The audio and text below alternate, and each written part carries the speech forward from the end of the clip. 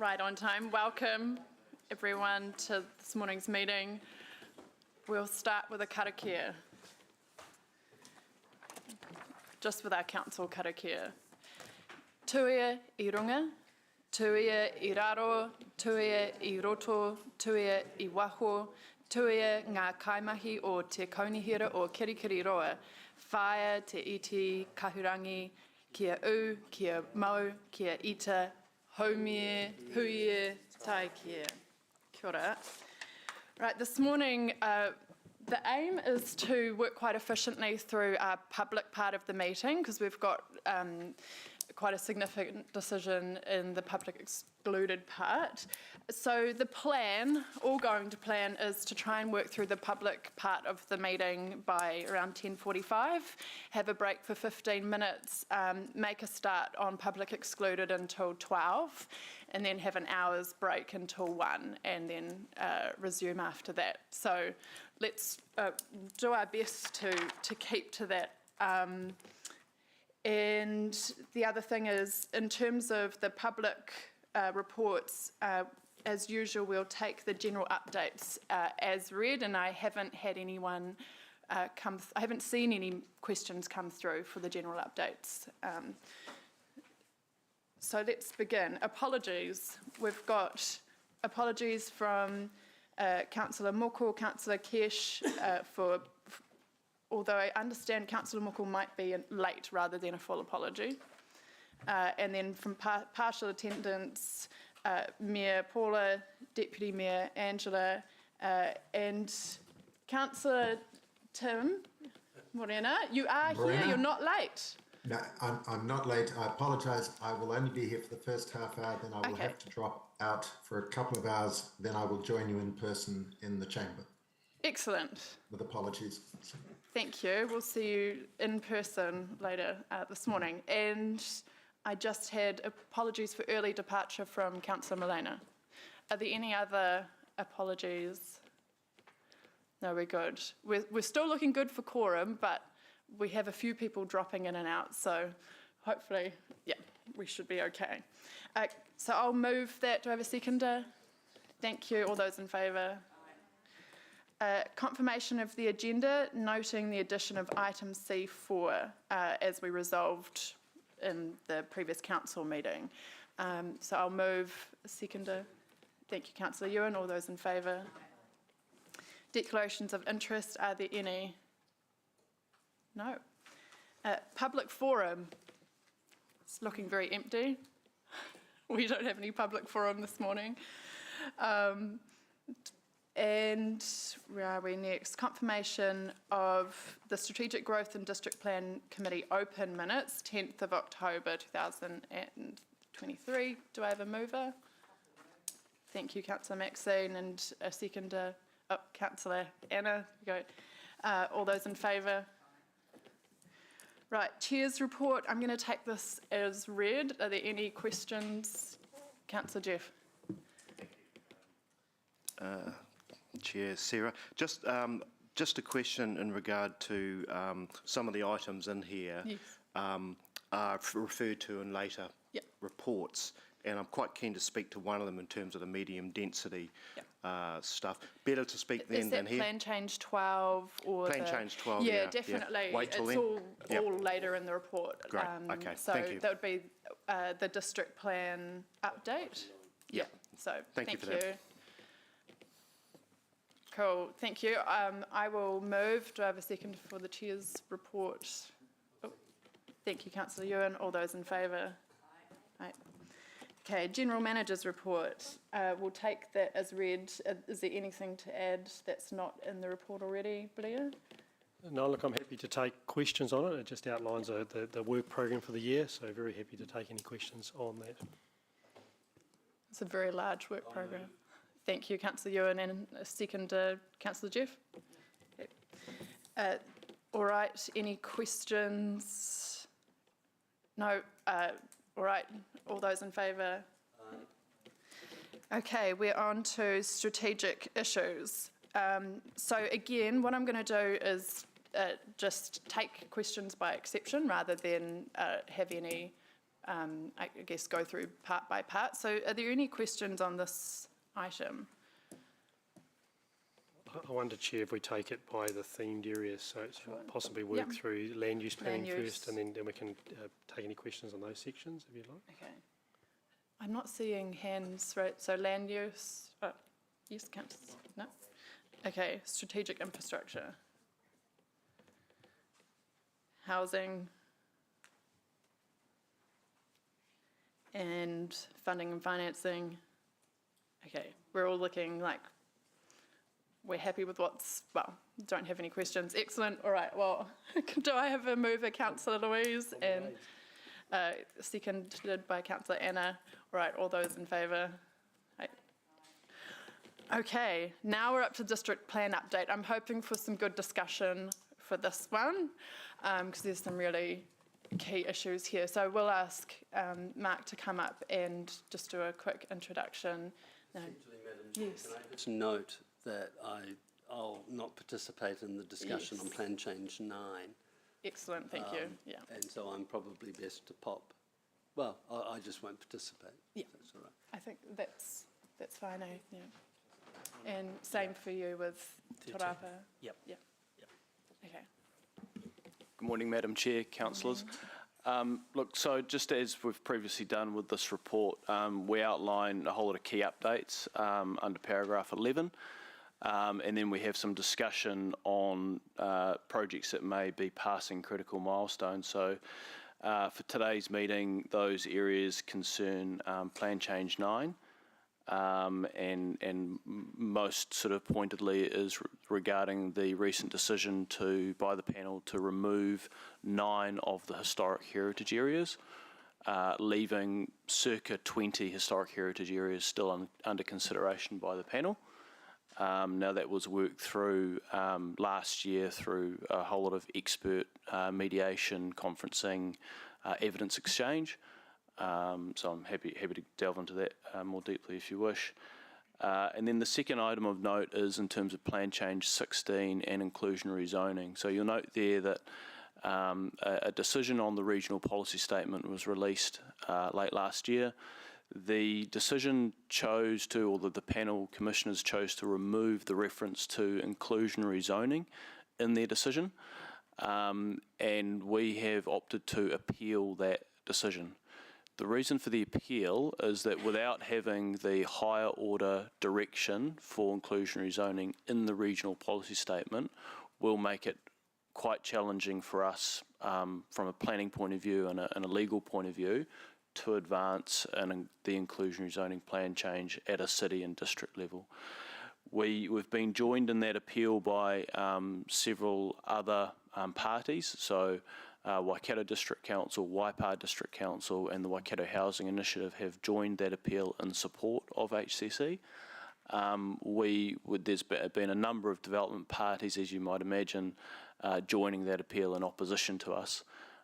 So we'll now enter the sort of next phase of that, which will be through conversations with those various parties to see if we can reach some form of agreement without it going to court. So look, we'll keep a watching brief on that and keep you informed as we go.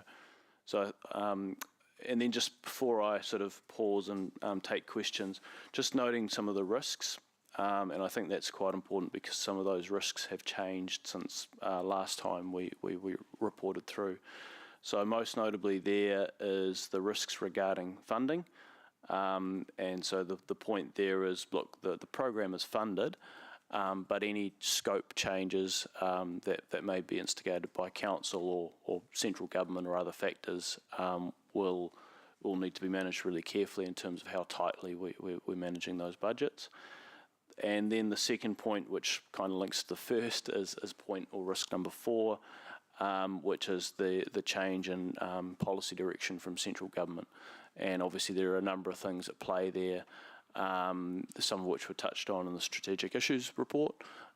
So they relate to the fast track legislation for major infrastructure developments and urban development, and also the changes around MDRS legislation and requirements there. And that all links into National's going for growth housing policy commitments. So look, I think, Madam Chair, I'll pause there and take questions. Thank you. Thank you, Mark. I've got a question. Councillor Andrew. Thank you. Thank you, Chair Sarah.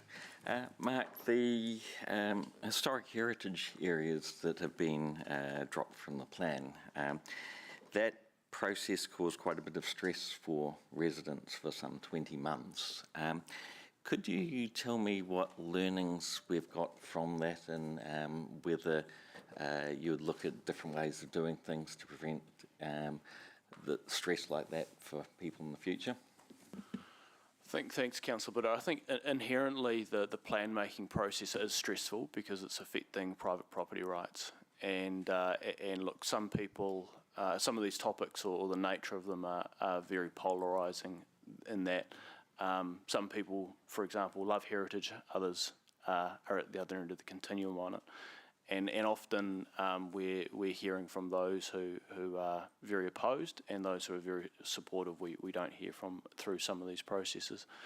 I think specifically in terms of historic heritage areas, it was a relatively new policy approach that the council was taking. Previously, we've only had Templeview, Hayes Paddock and the Frankton Railway villages protected. So this took a more comprehensive sort of look across the city and was looking at areas as opposed to individual items. So probably the learning there, if we were to go through it again, would be to undertake a greater degree of pre-notification consultation. But the council at the time opted to speed up this particular process. So that left a little time for us to undertake that pre-notification consultation. And the speeding up of it resulted in a slower process overall. Would you say that?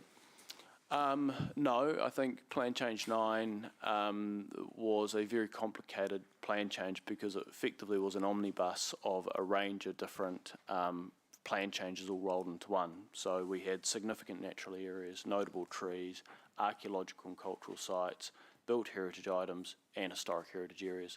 So a plan change of that magnitude is always going to take a lot of time to work through because you're effectively changing large parts of the plan, you're drawing on a very disparate evidence base, and because of the nature of the topics in question, you're obviously going to get a lot of public engagement. And just one example of that is the fact that the number of submissions received on Plan Change 9 was comparable to the number of submissions we've received on Plan Change 12, the intensification planning. So circa, I don't know, off the top of my head, about 400 submissions on both. So it goes to show both plan changes were highly topical and highly relevant for a number of residents. So, thank you. Thank you, Councillor Andrew. Councillor Jeff. Thanks, Chair Sarah. Yeah, Mark, Plan Change 12, one of my favourites on page 35 there.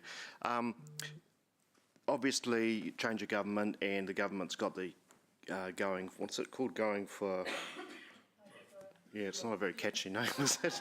It's like a kind of tentative sort of name until you come up with a proper title. But obviously that we're still waiting for the detail of that, but there's a significant signal in there that they are talking about making it, it's not mandatory necessarily for councils to go with that anymore, provided they find growth elsewhere. Although they are sticking with the transport along the main routes, and the high density along main transport routes. So are we in a position there where we're essentially waiting for the detail before we proceed? Has Plan Change 12 been basically paused until that happens?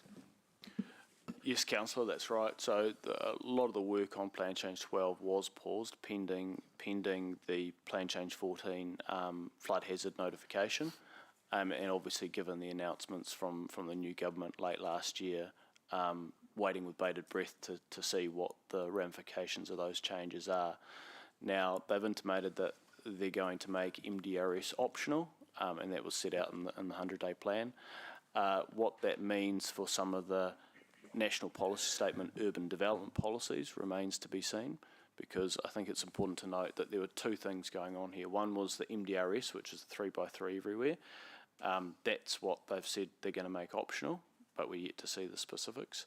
But at the same time, we're also intensifying around centres and things like that, and that was a requirement under the MPSUD. And National's Going for Growth policy talks about, if anything, amplifying the MPSUD requirements and making the MDRS requirements optional. Yep. We're in the rather unfortunate position of having statutory legally required deadlines for the intensification planning instrument. You might recall we received an extension through till December 2024 to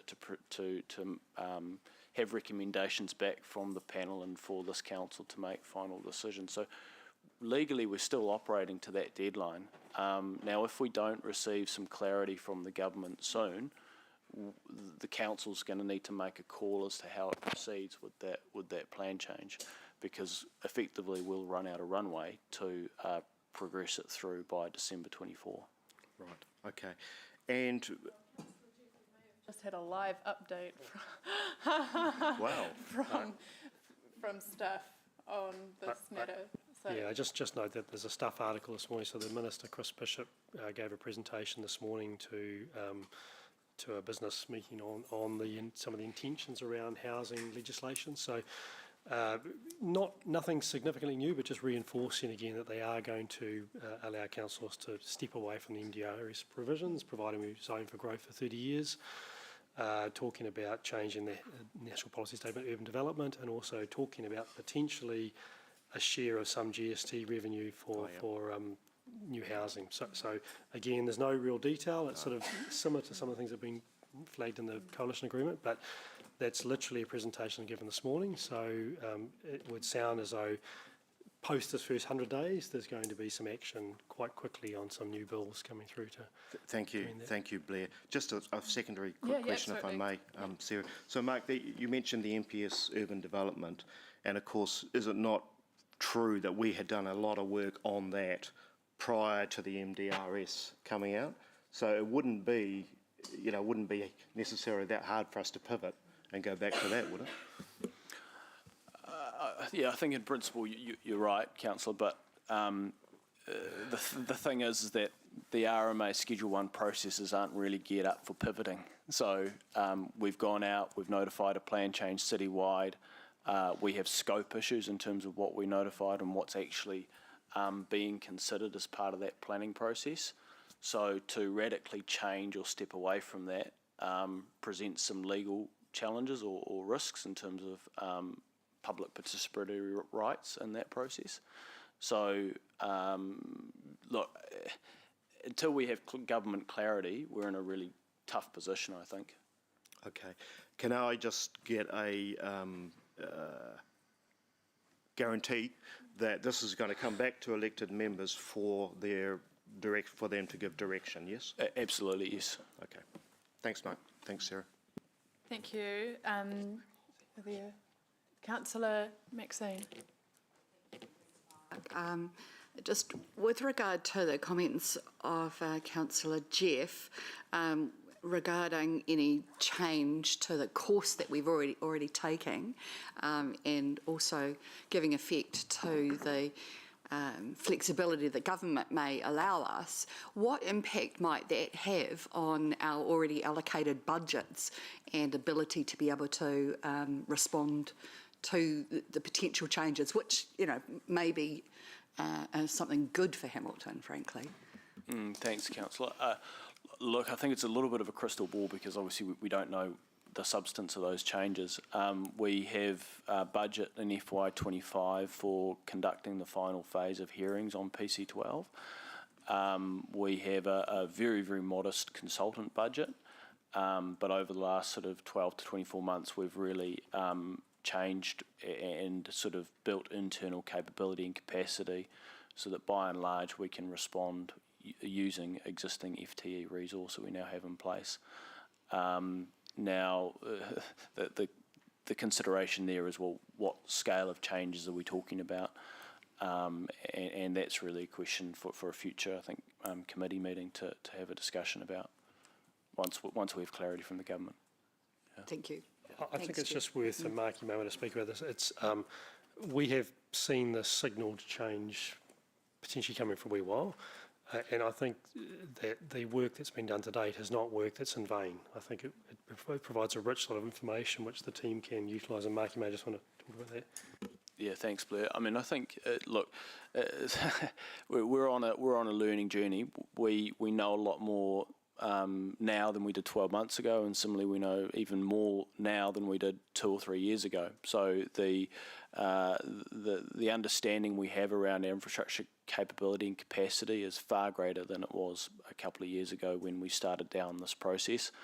And similarly, we know a lot more about market feasibility and where the market is at, because obviously we're in a very different sort of market climate now than we were a few years ago as well. So our I guess understanding has grown, and that will be reflected in where we take this.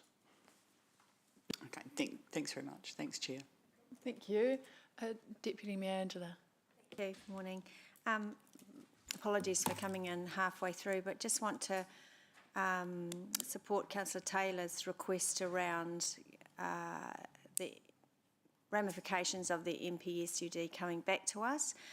Can you just expand what that might look like, how we would communicate with the with community on that, just at a high level, Mark? Thanks, Deputy Mayor. It really becomes a question of scope, I think. So what latitude will the government changes provide? And we don't know yet. And depending on the latitude provided or not, what will this council wish to do?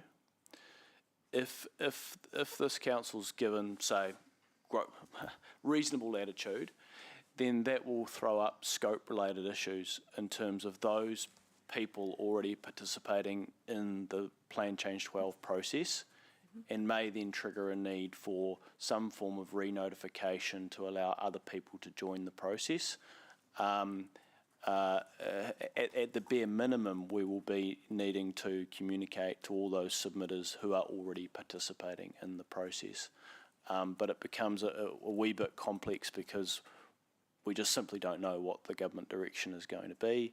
There are some very well-enshrined legal tests in terms of scope and participation under Schedule 1 in the Resource Management Act in terms of how these planning-making processes proceed, as you know.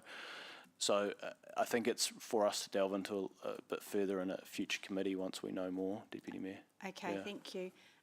Is it still the position of council and I guess the wider community that we went into Plan Change 12 not wanting 3x3 holus bolus across the city, going into our suburbs? Is that still, putting Plan Change aside, is that still the thought that you'll move forward with when you bring this stuff back to us? Yes, on the basis of the evidence. Yeah. So the evidence in terms of Three Waters is very, very clear that Yeah. the city cannot Yeah. support that level of intensification across Okay. large swathes of the existing urban area. Yeah. Yeah. All right, great. Thank you. Cool. Thank you. Are there any other questions? I've got a couple myself, so we'll see if they spark anymore. Mark, in terms of you mentioned market feasibility, could you talk, and we had that report come back on housing capacity, could you talk a bit more about how we might be able to address the issue that we're currently facing with feasibility potentially limiting housing supply or capacity? So I think, thank you, Madam Chair. The market feasibility is obviously being affected, as we've all read about in the current climate. I think it's fair to say it's probably most acutely affecting some of the mid-rise, multi-unit apartment style typologies.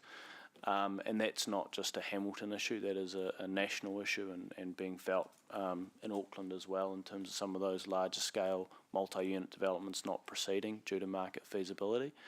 Our response locally should be about, well, how can we better enable some of the, say, 2-storey, 3-storey walk-up terraces as opposed to some of the multi-storey typologies that perhaps some of the plans aspire to deliver ultimately, noting that some of the feasibility is not going to all of a sudden change overnight and improve drastically, I don't think. Thank you. And just putting inclusionary zoning aside for a moment, are there any other opportunities if we have a relook at Plan Change 12 for incentivising or enabling greater affordability or, I guess, apartments that better respond to some of the actual needs around the number of bedrooms or price points? I think, Madam Chair, we've got a scope issue there, certainly in terms of what we notified, because the law didn't allow us to notify an inclusionary zoning plan change, so therefore we didn't, and therefore people haven't submitted on that basis. I think where we can possibly look to go is around, enabling different typologies, reducing some of the regulation in certain places to make it easier. So I'm thinking CBD walkable catchment to make it easier to build, to be more enabling in terms of diversity of typology. But there'll be a line which we won't be able to go beyond, driven by scope. Unless you re-notify, or even that would be limited? Yes, unless we re-notify. Yeah. Okay. Yeah, I mean, there's a whole lot of ifs and maybes because I don't know how far the government's going to go with it. To re-notify the whole plan change would be a fairly significant move. Right. Okay. And in terms of urban design, there was a lot of discussion around that last term. Again, does that fall outside of that scope? It's a good question, Madam Chair. No, urban design is well and truly in scope, and we significantly bolstered the urban design requirements through Plan Change 12. Right. So we really honed in on that area. I know previous committees were particularly focused on that, and that was reflected in PC 12. Okay, thank you. And last question from me is around inclusionary zoning. So our neighbouring councils are supporting the appeal in regards to the regional policy statement, but how are things looking in terms of them us all being able to notify something at the same time? So are they on track? Look, yeah, we've got a sort of regular check-ins with the respective planners at those councils who are working on this. But I think it's fair to say we're all under resource pressure, right? And with these looming sort of changes in government direction, that'll place greater resource pressure on some of those teams. So look, it's a work in progress, is what I'd say. Okay. Yeah. All right. Thank you, Councillor Andrew. Yes, Sarah. This might be a question more for Blair. So alongside the district plan, the other issue is the connections policy for the waters. Could you give us an update on where we are for that, so that a developer might know what to do to get a project started? I actually am going to invite our staff down the back. Is that Ray or Jackie? Just to me, just to give a quick update on this, rather than speak out of turn, Councillor Andrew. Thank you. Ray's leading the work on the connections policy, and you're right, it is very inextricably linked to our development plans. Kia ora koutou. So yes, I am managing the connections policy program management, and so where we're up to. So we have been actually sharing some policy provisions amongst the elected members and getting some feedback there. We still have some work to do, more work to do with the development community. We've been to them last year and shared what we've known at that time. We've still got some more engagement to do, and also we are basically looking, hopefully, to bring the statement of proposal and a draft connections policy through to the INT committee on the 2nd of May. But we're not going to do that unless we are really comfortable with where we are landed with the policy provisions in terms of connections approvals.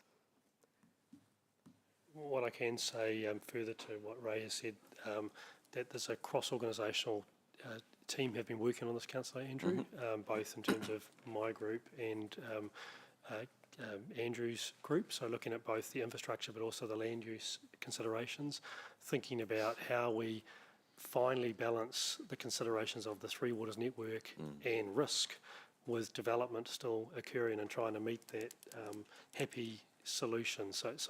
And obviously in line with our planned LTP investment program. So it's been a very comprehensive process that has been run.